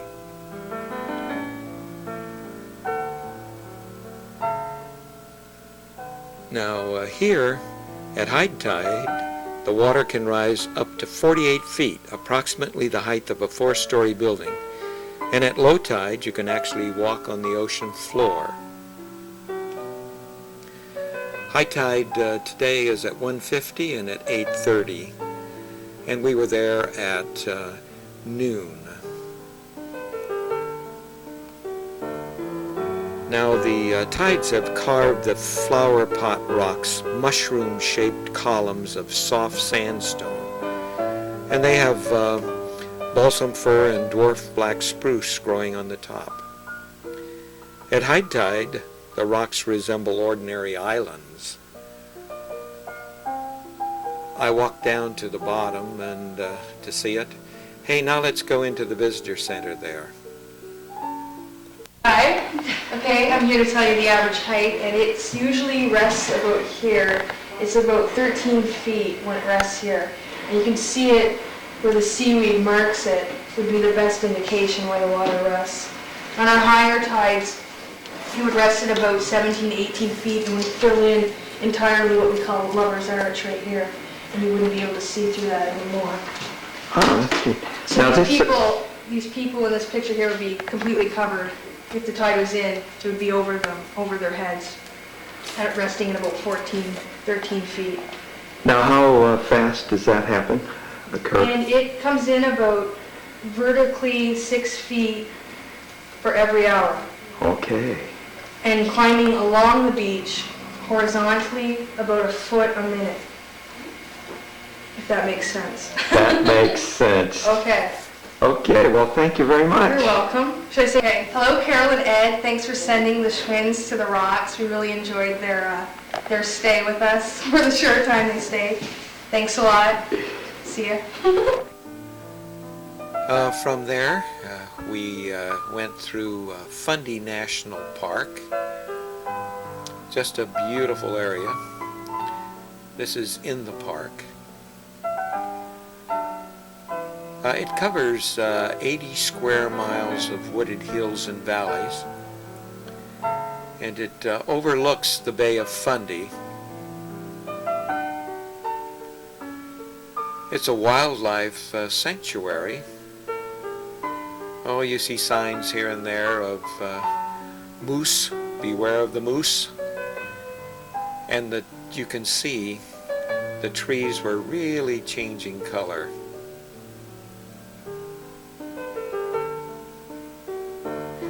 It's an all-year recreational area. Good fishing. No hunting, but good fishing. Snow up in there too.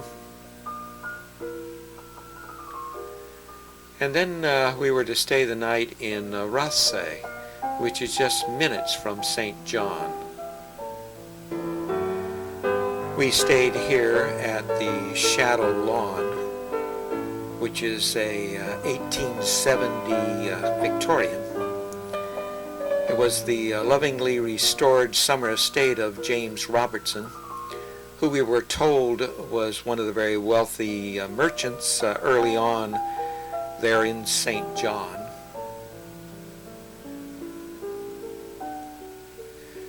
This is the entry hall and main parlor.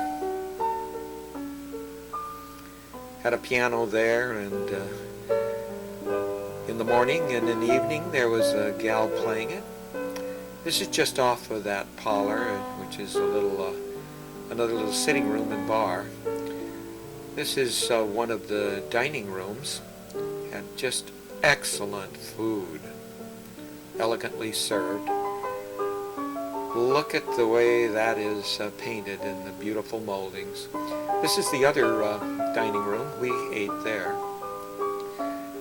Now we're going upstairs to our guest rooms.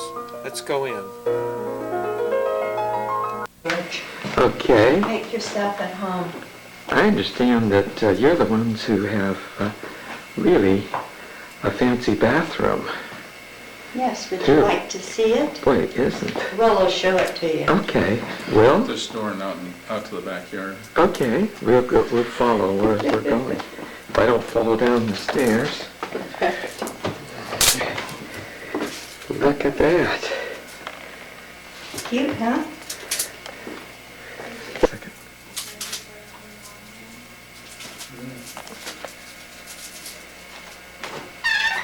Look at that. TV? Yeah, you've come a long ways since you've had it over your refrigerator, haven't you? Well, Will and Norma were on the 3rd floor. We were on the 2nd floor. And this is our guest room.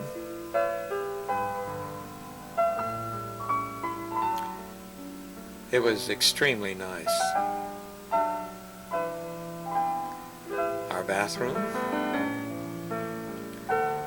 And now we're just kind of walking around outside. It's on 4 acres. By the way, there are 7 guest rooms and 4 suites. And now here's down at the yacht harbor there in Rothsay. It's really quite an affluent town. Now here's morning for breakfast. What did you say, George? I said I'd take a shot of you guys so early this morning. Oh. Well, as you can see, my traveling companions really love to be photographed, particularly at 9:30 in the morning. Well, from Rothsay, we went on down to Callias, where we would be crossing the border. But on the way, there was a number of cars parked here, and we wanted to see what it was all about. And take a look at this display. It was now Saturday morning. And there was quite an exhibit going on. Each of these displays were apparently put together by a local resident. And I believe they were all being judged.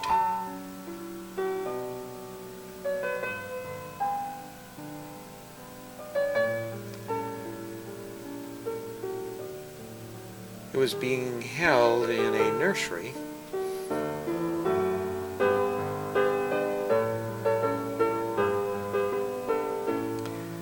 They sure get into the seasonal spirits back there, don't they? Kids were having a lot of fun painting faces.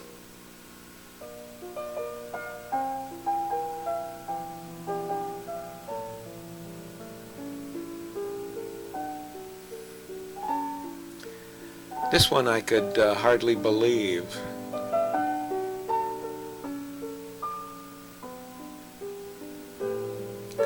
And this one I did for you, Daniel. Sliding into home, I'll bet.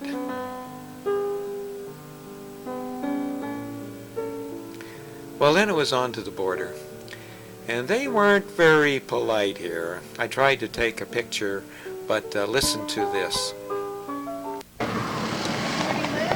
Live, California?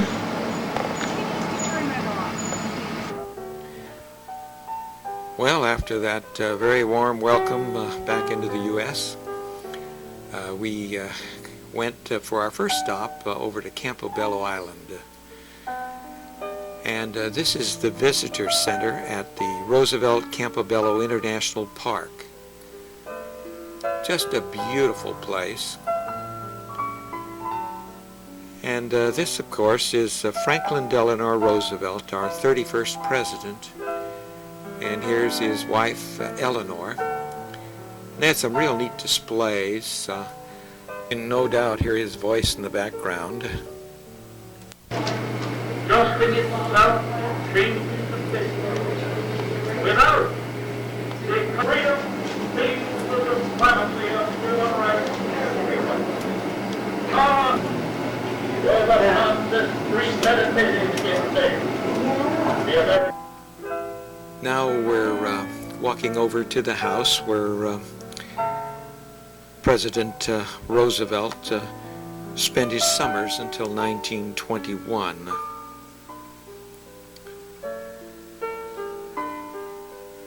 Just beautiful grounds there. We went in. Now let's listen. Roosevelts were here. They used this room as a classroom and playroom, and this room is now a museum, so it wasn't this way. That black leather chair the President used in Washington at cabinet meetings, these 2 tables were made at a furniture factory Mrs. Roosevelt had in Hyde Park. He was short of the cottage after he had polio. That was carried flat like a stretcher.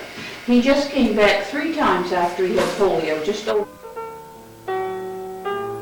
we were on our own to walk through the house. They had people stationed here and there to answer your questions.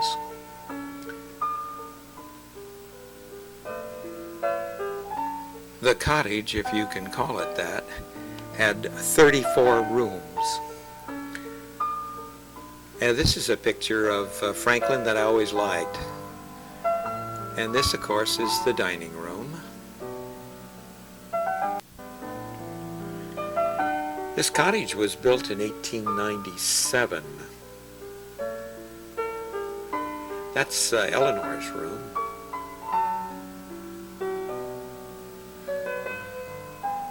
There were a number of guest rooms, and it had plumbing, which was pretty good in those days. The design of the house was altered in 1915 when Franklin had a new wing built on to provide additional space for his growing family. Beautiful copper water heater. There's the laundry room. And hey, I've seen those kinds of irons before.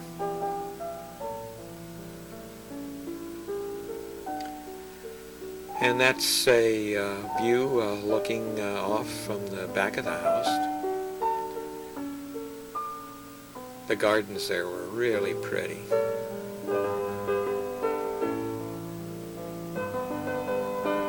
One of Roosevelt's very wealthy neighbors was Hubbard.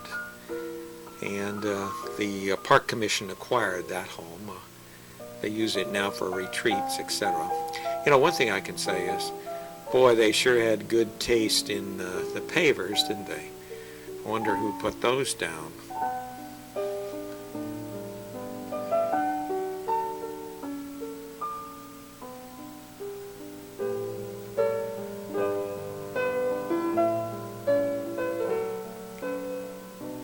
The begonias were just so pretty. Well, we left there and then went out further on the island. This is at the east end. Quite a picturesque lighthouse. It was a little treacherous getting down to take this shot. I went down this ladder. Almost ended up with my feet wet.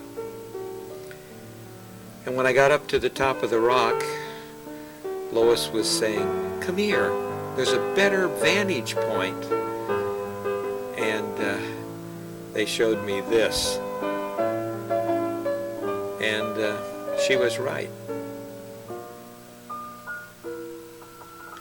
Many postcards that were there in the gift stores had this scene. Although the island is a summer retreat, there sure seemed to be areas that had a lot of poverty. These are some scenes along the way. The island is 9 miles long. And that's looking from the island over to Lubec, Maine.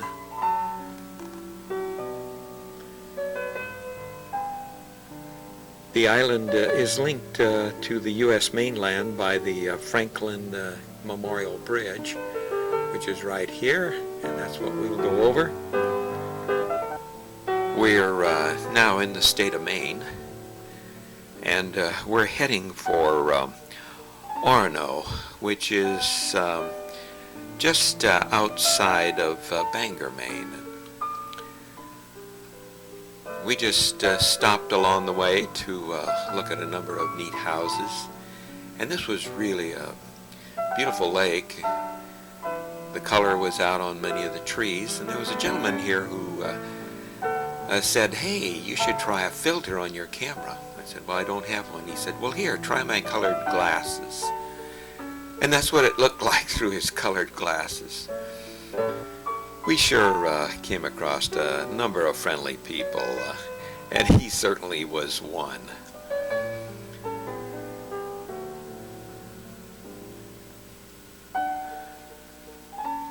Well, that night we stayed in Orono, which is a college town. That's where the University of Maine is. It's just a few miles outside of Bangor, and we stayed at the High Lawn, which is a B&B, and it had the neatest innkeepers. Betty and Arthur Comstock. He was a banker, and she was some gal. They had lots of antiques in their house and would never part with any, and so it was just overstuffed with it. By the way, that's where our rooms were. And this is ours. It was upstairs. And I got to admit, you'd bump your head on these rafters when you had to go to the bathroom. And then here is Will and Norma's room. But you know, we had the greatest breakfast. We had even elk sausage, and she had made blueberry pancakes and hot blueberry syrup. From there, we went on in, and she showed us the house, and oh boy, did she have the antiques. Used to be in the business, but never got rid of anything. So let's ask her about the house. 1920, and it was built by a logging baron, and in Bangor at that time, Bangor, Maine, that was the industry, logging. And then in about late 80s, it became a large dairy farm and was the largest in the state of Maine. And then Professor Huddleston bought the house, and he made it into a Greek revival. He was a professor of Greek at the University of Maine. And I have a lot of pictures over there you can look at. And it was part of the Underground Railroad. There's a place down cellar where they hid the slaves between the chimneys. It's fun to see that. And they used it, back then during the war. And this house has been written about in the book Strange Woman, if you've ever read that book. But that would be fun for you to look at and read, and you'd hear about the people who owned this house in there. She was a woman of ill repute in Bangor, and apparently he visited her. And I guess let's see, and then you've had it for, did you say 15 years? Yes, and before that, the professor that had it had 7 children, and his mother and father lived here, so there were 11 people in the house all the time anyway.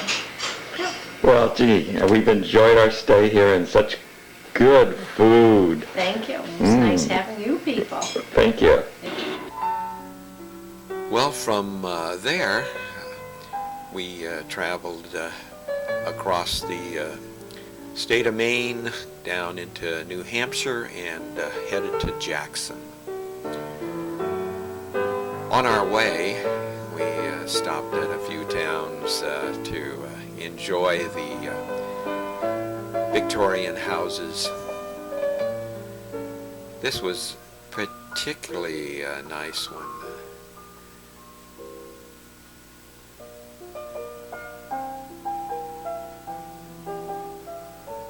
Just a beautiful home, some stained glass windows up there, as you can see.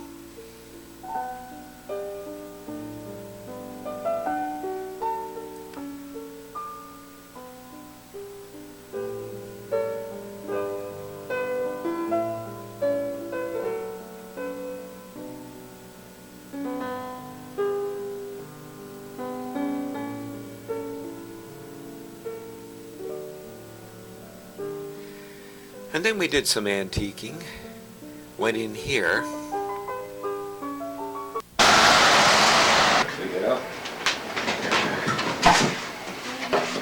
So where are you from? We're from California. So, Nancy, here's your light. Here's part of it, Nancy. Yeah. Well, we found this old lamp, and it was only $45. And it now hangs in a little side entry hall at Nancy and John's house. We're on Highway 16, and we're in the White Mountain area. It's just, as you can see, cloaked with forest and laced with streams. a beautiful area. And it's one of the most popular four-season resort areas in New England. This is the Mount Washington Valley, and Mount Washington, which is the real high mountain there, is 6,288 feet. We're just now going through the Pinkham Notch, and we're going to be going into Jackson, where we're going to be staying the night.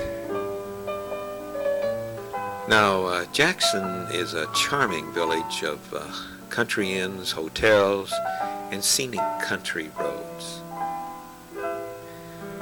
It was formerly named New Madbury, and actually the town has taken the name of two presidents. In 1800, it was dubbed Adams in honor of President John Adams. 29 years later, it was named for the hero of the Battle of New Orleans, Andrew Jackson, upon his inauguration. And we're staying at the Eagle Mountain House. It's one of the historic hotels and has 125 guest rooms. Now this is looking just across the street. It has a 9-hole golf course. They were all prepared for Halloween. Of course, has a tennis court, swimming pool, shuffleboards, and all those kinds of things. And this is the 9th hole. The inn was opened in 1879.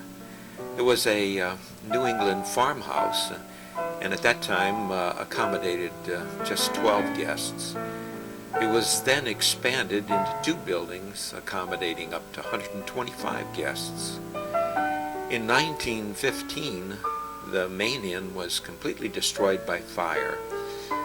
However, in less than a year, the present Eagle Mountain House was rebuilt and reopened in 1916. Now we're upstairs heading to our room.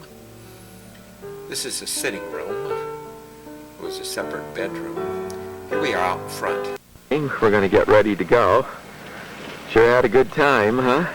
Wonderful. Yeah, we still have some a nice day left in front of us. Who's your friend there, Will? You don't know him, huh?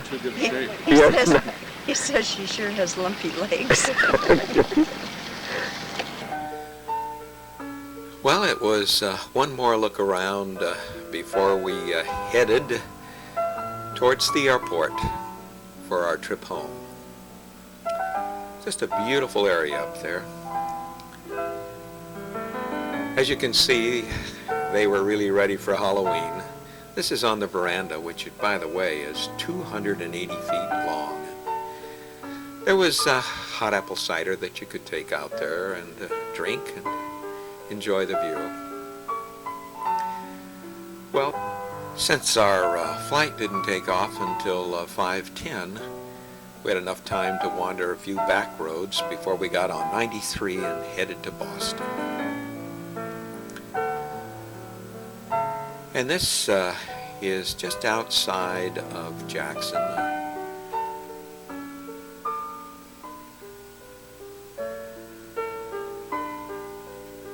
This is certainly an area that Lois and I want to go back and explore further. Well, we stopped here. Let's see what's going on with Norma, shall we? All right, what do you have there, Norma?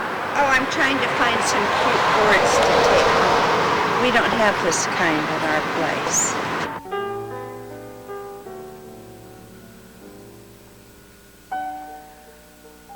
Well, we stopped a few more times to enjoy the scenery, and then it was on to 93, and we made a direct shot to the airport. And hey, by the way, that's Boston right ahead.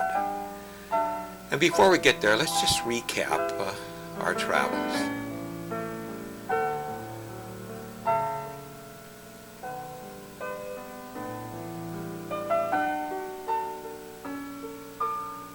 We had been gone 15 days from September 22nd to October 6th.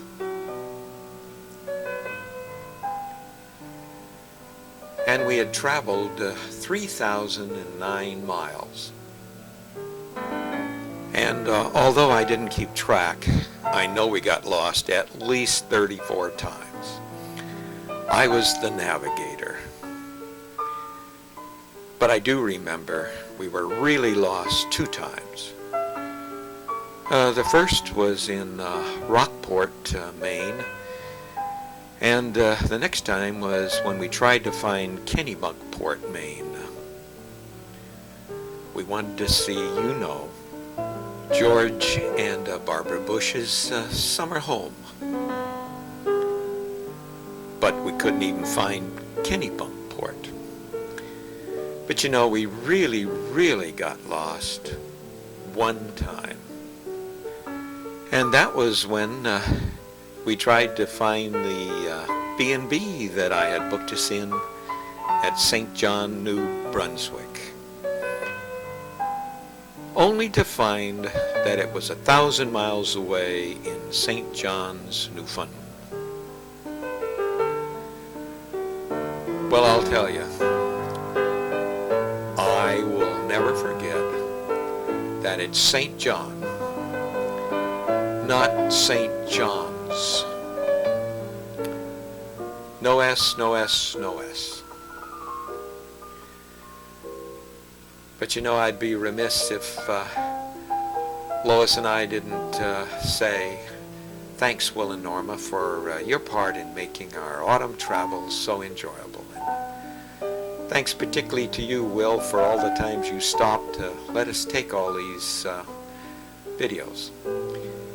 And Norma, hey, for you, here is the house, George and Barbara's.